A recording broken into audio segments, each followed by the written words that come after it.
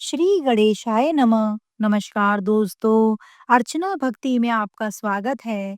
दोस्तों, आज हम संतोषी माता की घर में सरल विधि से की जाने वाली पूजा विधि को बताएंगे और कितने व्रत हमें करने चाहिए और मनोकामना पूर्ति के लिए हमें कितने व्रत करने चाहिए और किस प्रकार फिर संतोषी माता के व्रत का उद्यापन करते हैं।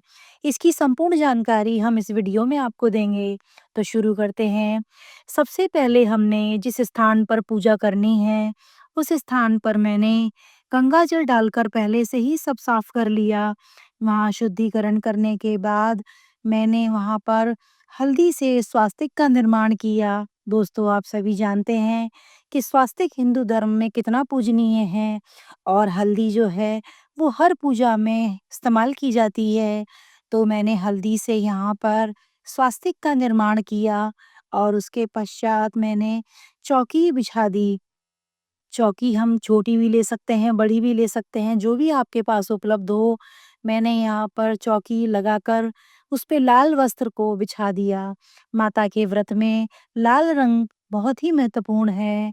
हमें भी सुबह स्नान आदि करके माता के पूजन के लिए लाल वस्त्र पहनने चाहिए और लाल चीज़ों का इस्तेमाल करना चाहिए, जैसे माता को लाल फूल अर्पित करना, लाल चुनरी उढ़ाना, वस्त्र अर्पित करना, माता की चौकी पर लाल कपड़ा बिछाना।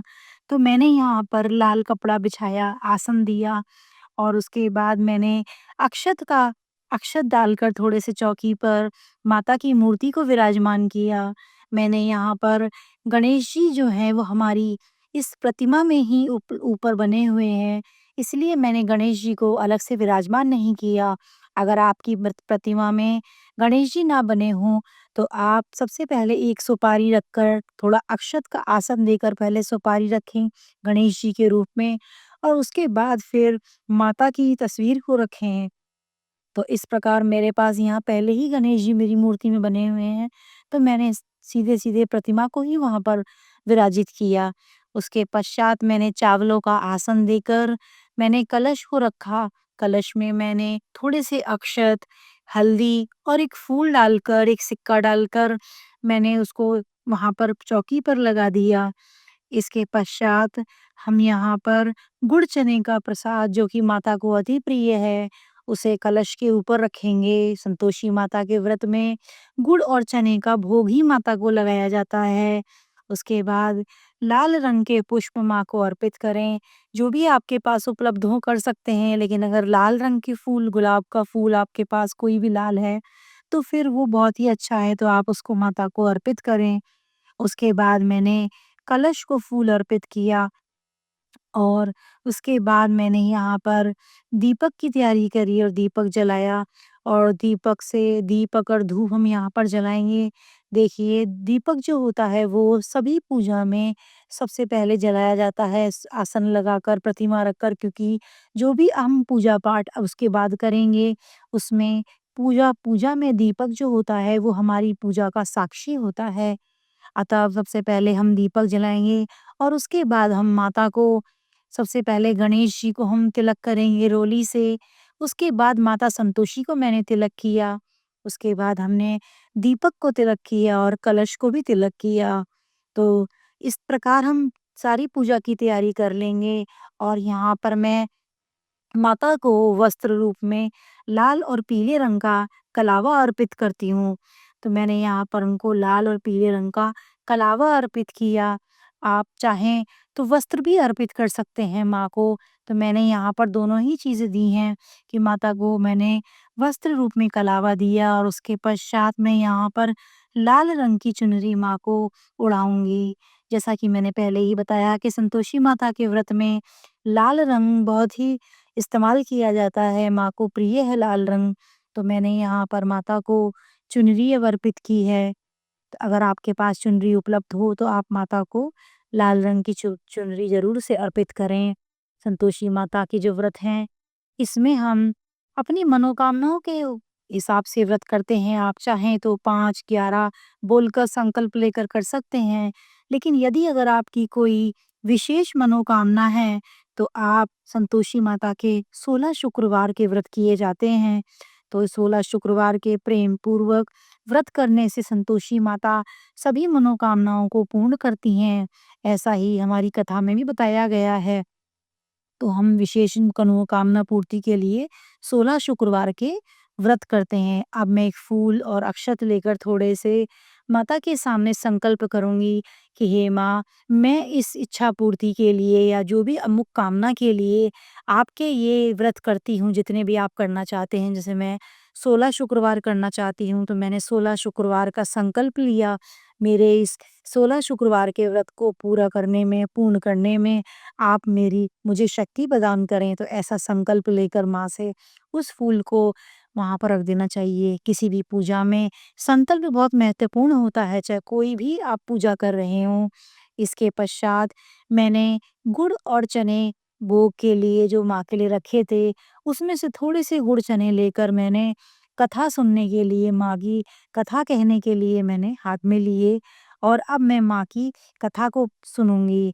तो आप चाहें तो हमने अपने चैनल पे कथा डाली हुई है, उसका लिंक मैं आपको डिस्क्रिप्शन बॉक्स में दे दूँगी, आप वहाँ से सुन लें या किसी पुस्तक से भी आप कथा पढ़ सकते हैं स्वयं। तो इसके बाद जो भी हमने हाथ में गुड़ और चने रखे थे, जिससे हमने पूरी कथा को सुना, कथा खत्म होने के बाद हम उस गुड़ चने को एक प्लेट में रखकर वहीं रख देंगे और ये गुड़ चना जो हमने माँ को भोग लगाया था, इसे हम गौ माता को खिलाते हैं। तो अगर आपको तब समय हो, अपनी सहूलियत के हिसाब से आप सुबह भी खिला सकते हैं पूजा के बाद और आप चाहें तो शाम तक भी आप गौ माता को ये प्रसाद खिला सकते हैं। उसके बाद मैं धूप-दीप रखूँगी, धूप माता को धूप दूँगी और दीपक जो है मैं उससे पहले सबसे पहले गणेश जी की आरती करूँगी और उसके बाद मैं संतोषी माता की आरती करूँगी।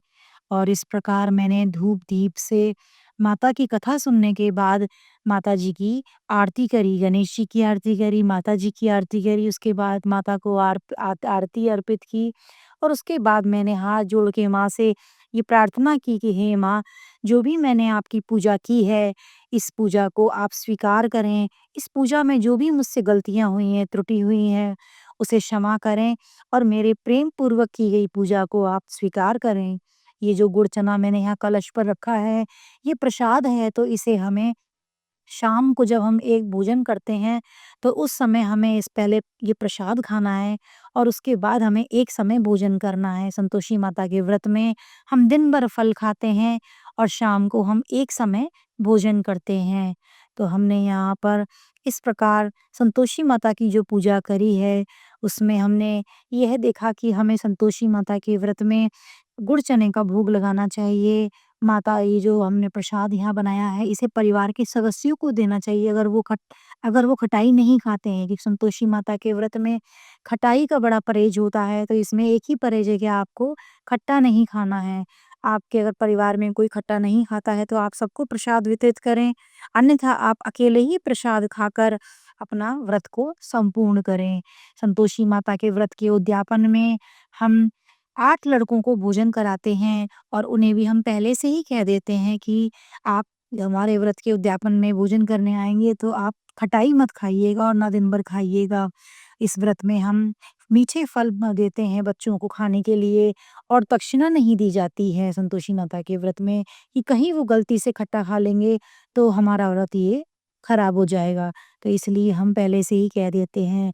तो इस प्रकार हमारे संतोषी माता के व्रत की संपूर्ण विधि खत्म हुई और आशा करती हूँ आपको ये वाली वीडियो हमारी बहुत पसंद आई होगी। जय संतोषी माता।